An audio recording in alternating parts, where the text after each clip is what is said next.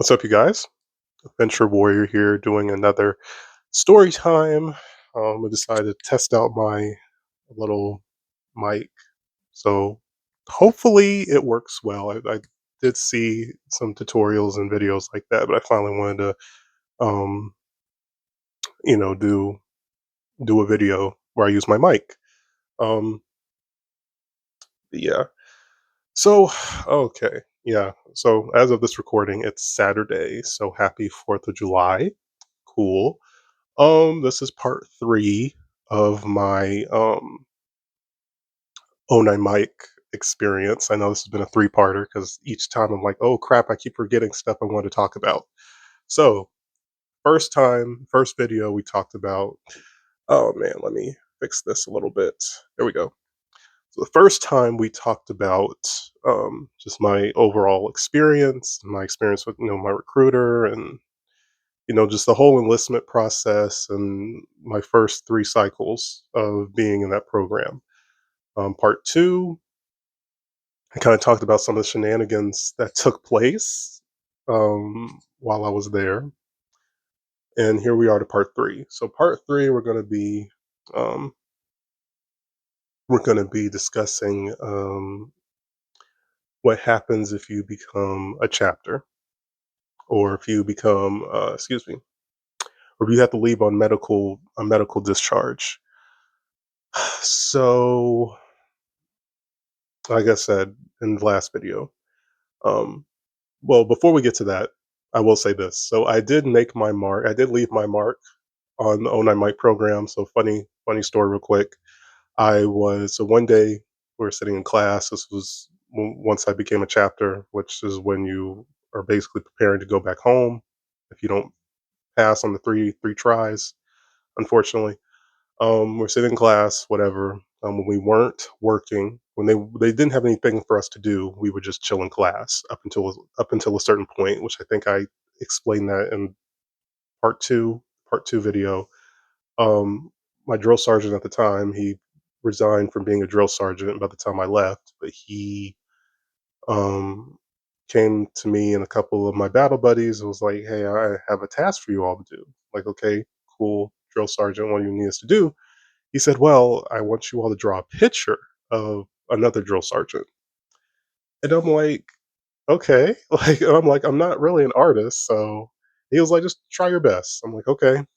So I'm doodling, and basically, I made my drill sergeant look like a South Park character, like the drill sergeant we were drawing picture of. I made him look like a South Park character. Um, it was pretty hilarious, honestly. It was pretty hilarious. So my other drill sergeant saw the picture. He was like, "Oh, you drew this?" I was like, "Yeah." It was like he started laughing. He was like, "This is really good." He said, "I'm gonna go show it to him." I was like, "Oh goodness." So like couple weeks passed after that, and I got to see my other drill sergeant that I drew the picture of, and I was like, "Hey, drill sergeant," of course, I'm not going to say their name due to keeping this somewhat professional. And I was like, I'm the one who drew that picture of you. Did you like it?" He was like, "Yeah, I thought it was, made me laugh or whatever." Um, so what they ended up doing, so in the main office where the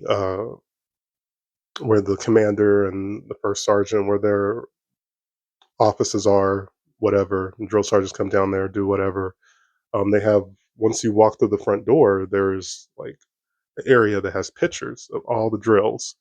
And that drill sergeant didn't have his picture up there, so they stuck my drawing where his picture would have went. So now that every time someone comes in there, they're gonna see that drawing that I drew of that drill sergeant, which is hilarious. I'm like, okay, I don't know. It just made me feel a certain way. Like y'all liked it that much, y'all hung it up on the wall. Like when you draw a picture for your parents and they put you got an A on your spelling test and they put it on the refrigerator. Um, so yeah, like I said, if you become a chapter, so what will your schedule consist of? Well, like I said, it's a federal, not a federal job. It's still, you're working for the government. You're still working. You're getting paid while you're in the program. So you still have to conduct yourself as a you still have to conduct yourself professionally as if you're, you know, on the job, which technically you are. Um, so you still have to do fire guard, unfortunately. Still have to do fire guard. Don't know what that is. Watch the previous videos. Um, like I said, they would have you do various things, rather count. Like I said, we have a supply specialist, so you might go on jobs and help or work details, help the supply specialist. Some people, I didn't get to do this, but some people who I knew got to go on graduation details, where you direct traffic for people who are coming to see their relative graduate from BCT, or you get to stay and watch a graduation because the graduations are really nice. Too bad I didn't get to be in one, but they're really nice. But yeah, so you get to do that. Um, like I said, I got to go work in a warehouse that um,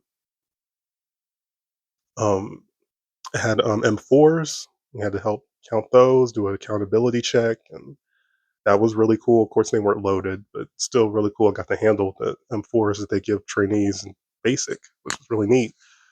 We went to the recycling center, got rid of some stuff um, on the I forgot what it's called. Where our area was, Bravo Company, where our section was, stuff that was on our property. I guess we got rid of that and took to the recycling center. Like I say, you'll do a lot of cleaning. On the mini cycle, you help clean or help prepare supplies for the next cycle. Whatever extra stuff they need help with, they'll have you do it. Count pillows and blankets. Each drill sergeant, for the most part, has like has their own supply closet. They have a certain amount of supplies they're supposed to get. You would help with all types of miscellaneous things, basically, because like I said, you're still getting paid. It's bittersweet because, like I said, you can't leave. You can't eat civilian food. Um, you know, like, the only thing you're not doing is not going to class and not going to BCT. You're just there, unfortunately. But like I said, you're still getting paid.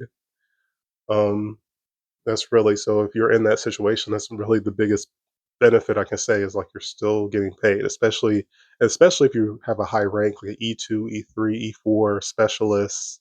If you have or if you're married, BA, you get paid more money. So if you're a higher rank, it might not be as bad. For me, I was an E1, private first class, so I got paid decently. I still have all the money I made. Of course, of course, if you've been following my previous videos, I've spent a handful of it, but I still have plenty saved in my savings. I didn't spend all of it. Um, but if you're in that situation, like I said, just take it one day at a time, and hopefully you have some good people around you. Like I said, my battle buddies. We all had each other's backs. We all looked out for each other. We all made really solid connections. Pray that we're all able to stay in contact with everybody. Of course, people get busy. Some people have families of their own, and thing life happens. Can't not always going to be able to talk to each other every day, whatever. But like I said, met some really good people. We were there for each other, looked out for one another, um, and that made the days not be as bad. And I think I mentioned one person stayed behind, and um, they didn't pass, and just ended up being a troublemaker and making things more challenging for the rest of us, and we lost a little some of the freedom we did have as chapters. We lost that freedom, and we had to be watched like children, which sucked. Of course, no one wants to have that happen to them. So by that time, it was like, yeah, things are getting real ridiculous. Things are starting to get toxic, and it's time for me to get the H up out of here. Um, So that's the best advice I can give. If you're in that situation and you're in the program, just take it one day at a time. That's why it's so important for you to pass, especially if you pass on the first time. Why it's so important for you to pass, because realistically, you should only be there for 3 weeks. Should not be there no longer than 3 weeks. If you're there the length of time that I was there, that's probably not going to make you want to be in the military, and that's kind of the sad part about it. Because as we were told, you're not even in the real military. You're in a training environment. The real military, you know they do things differently there. Once you're in the real military, it's more like a traditional job. Go to work, you do your job, go home. Of course, there's other duties and stuff they might have you do if you have multiple skills, but people are gonna yell at you or cuss at you or talk crazy to you or whatever once you're in the real army. It's only in the training aspect. Um, like I said, there are people on medical leave, medical discharge. I didn't have a medical discharge, so I can't really speak on that. If you want to revisit, depending on your situation, if you can revisit the army or whatever, best of luck. Um, so what else? There was something else. Okay, so the process of going home. Well, I guess we'll get into that. So, like I said, you sign like a 90-day contract. So I guess that's why they keep you there. You know, if you don't pass, you keep you there for like a couple month, like a month or two. Luckily for me, I think I had overstayed my welcome, so I didn't go back to 120th, which is where reception is. You go to reception first, and then you go to your BCT unit, or you go to the O9 Mike program. I know a few people I know had to go back to 120th for a couple days, but I went home the day that they told me I was leaving. The day I left was the day I went back home. So that was a whole that day was all, traveling and returning my gear and all that stuff. Um,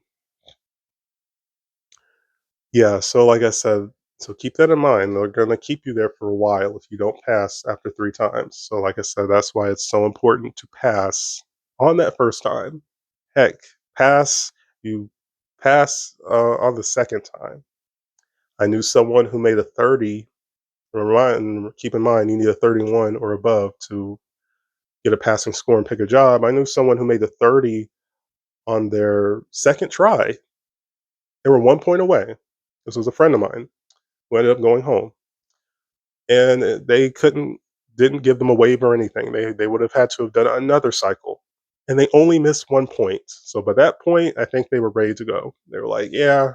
How much they were like they would want to try again on the outside, but this time pass at MEPS, which is, what I would like I said, I do plan to potentially go back. So if I do, of course, well, that's the only option. I'm gonna have to pass it at MEPS because not going back to that program.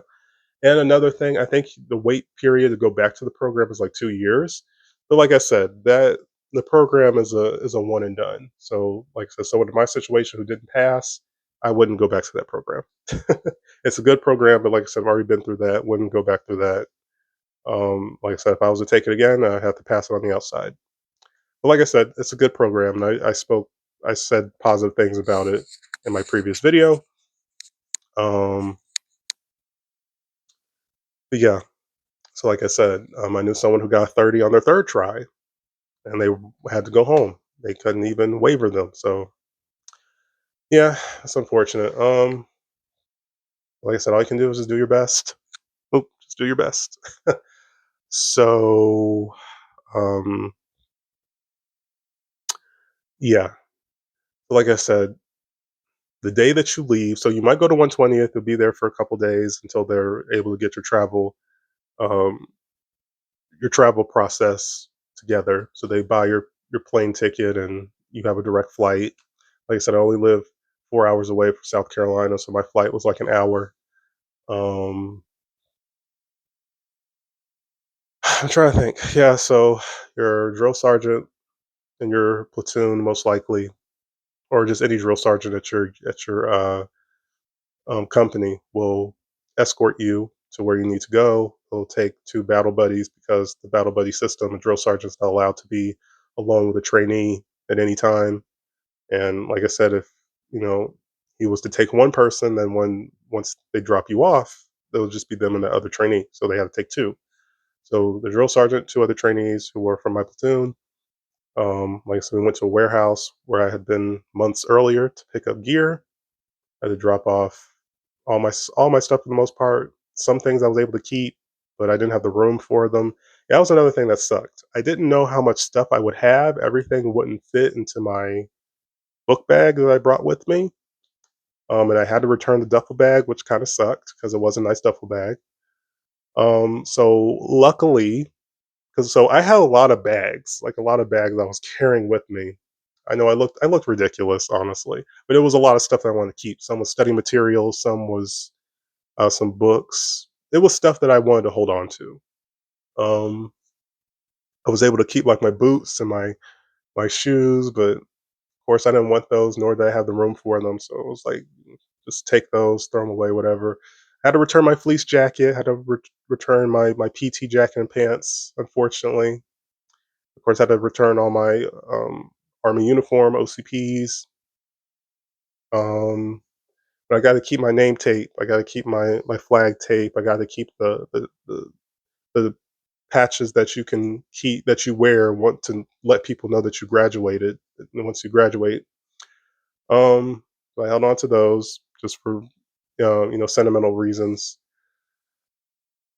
So luckily, when I got to the airport, I went to the little, like a little, at the airport, they have like little shops where you buy snacks or clothes or whatever, toys, whatever. Luckily, they had like a little mini duffel bag, and actually, I'm gonna show that. Why not? I'm gonna show that duffel bag. I'll show that. Um, I got like a military discount. I think I got for like $50-ish, little under $60. Good deal. And luckily, it was small. Um, but big. It was small, but big enough to for everything to fit inside of it. So I was very grateful for that. I think that was the last one they had too. So I got really, really lucky with that. So before going to the airport, we had to go to like a building where they do different things, and one of them was uh, when they almost discharge you. And like I said, it was bittersweet. I think I spoke on that. My goal was to pass, pick a job, and go to BCT. And then possibly come home to visit. Of course, not be there the length of time I was there, not obtain that goal, not pass, not go to BCT, and kind of feel like I went home empty-handed to an extent.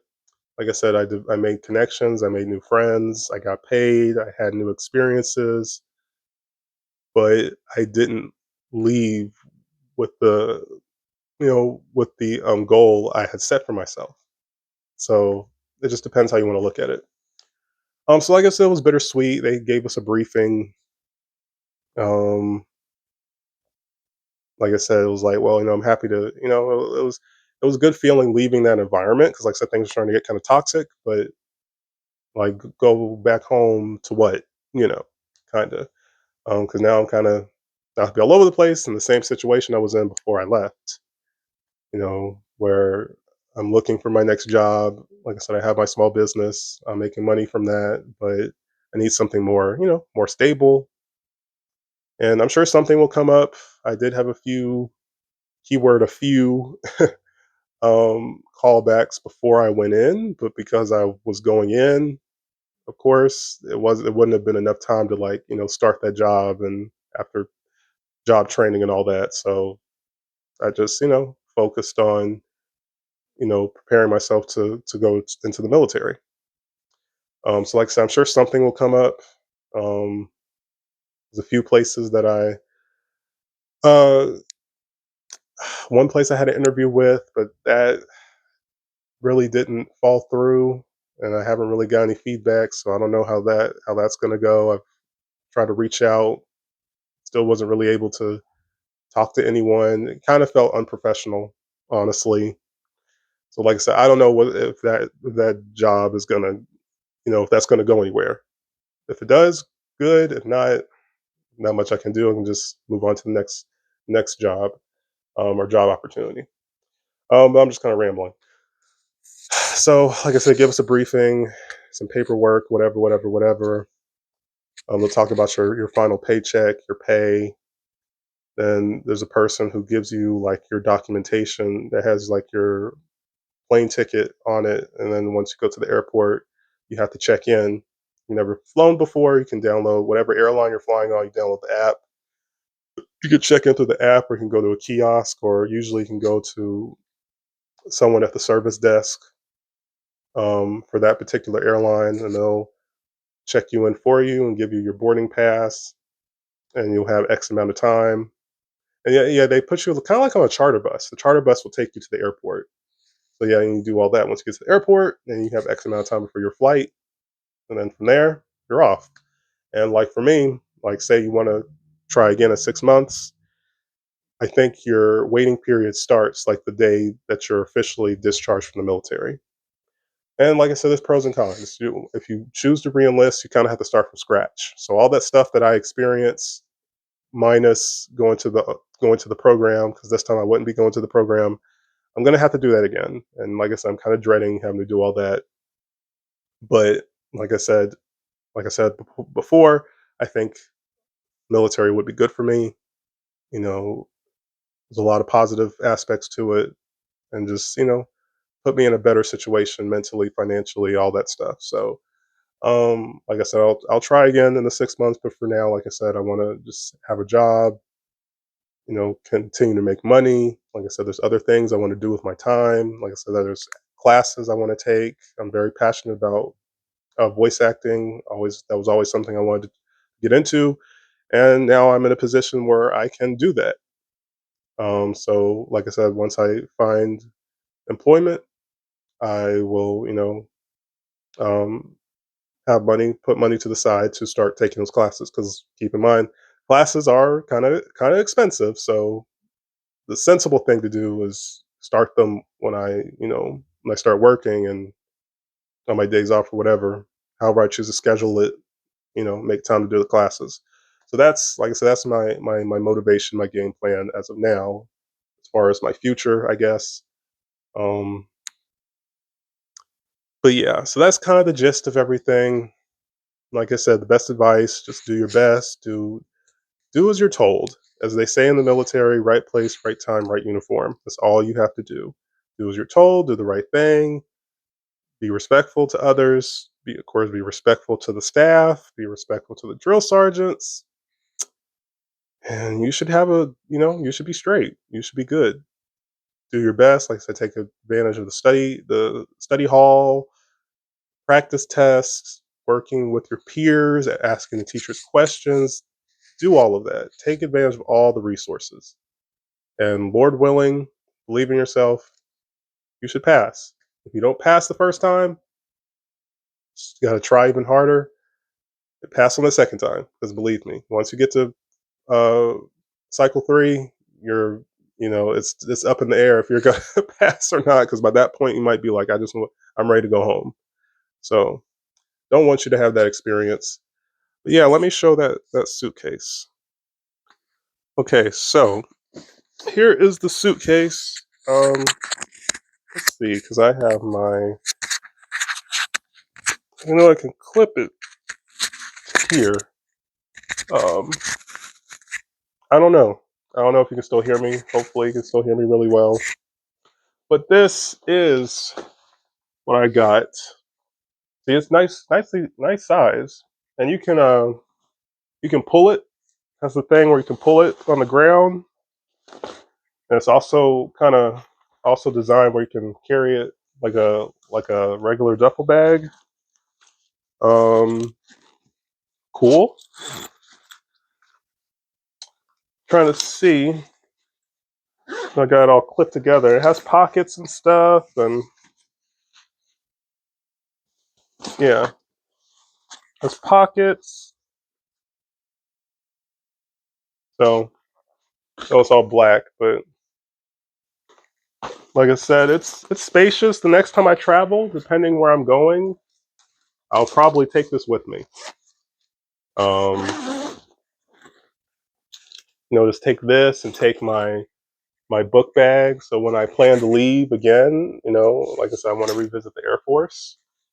Um, I don't know if I'll take this with me because I know it's good to not take a lot of stuff because they do give you gear. I don't know how much gear you're going to get in the Air Force branch, but Army gives you a lot of gear. So see, so pull it, cool. What is this brand? It says Rockland. Rockland. So good brand. Rockland, good brand. Um, like I said, next time, like I said, if I just travel for vacation purposes, I will take this. Probably take this with me, like this in the book bag, my foldable book bag. I don't know if I ever showed that. Um, but yeah, I'll show that too, real quick. Yeah, so a little book bag and there's a little keychain that my brother gave me. A little teddy bear. I just stuck on the front of this. Um, so yeah, but cool. Got this on Amazon. Really nice bag. Decent quality. I'm not gonna bother opening it because we only have excuse me like a minute left. But yeah, so if I leave again, I'll take that bag back again with me. It's a really good bag, travel bag. Um, like I said, if I go on vacation, whatever, I'll just take those two with me. Carrying on items, make things quick and easy. Um, but yeah, that's it for this story time. Like I said, so hopefully, if you decide to go, have a good experience. You won't have to go through what I went through. As far as next videos, might have another up and coming toy review. There is a figure I'd like to get that I kind of had before, but it hasn't released yet. It doesn't release till like the 12th. So hopefully I'm able to get my hands on that. I'll do a review on that. But yeah, peace, you guys.